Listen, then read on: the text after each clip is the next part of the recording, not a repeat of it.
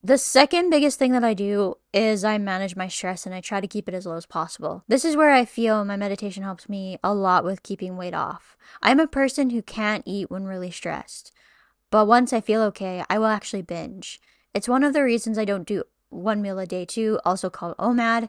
It's about finding what works for you and also being mindful about when I'm actually hungry is critically important too. I just briefly mentioned OMAD. So one meal a day or OMAD is where you essentially only eat one meal a day and you can pretty much eat whatever you want because it's like you essentially get all the calories that you would in a day in your one meal. However, I find that I get too hungry and I eat way too much and I feel worse.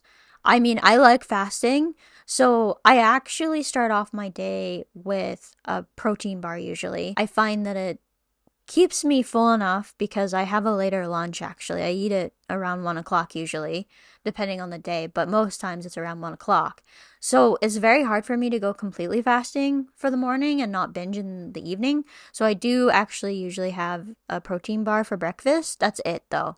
And then lunch, I have usually whatever's left over from the night before. So it's a pretty decent meal. And then at dinner, as what I call in my area of Canada supper, it's whatever we have that night that's essentially cooked.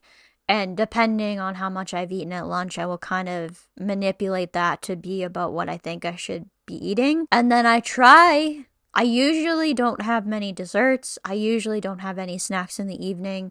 There are some exceptions, of course, obviously, but that's essentially my meals for the day, and it helps a lot. By not fasting too much, it helps me from that, but that's one of the reasons why the not drinking my calories is so successful too, because I know kind of how much I've had.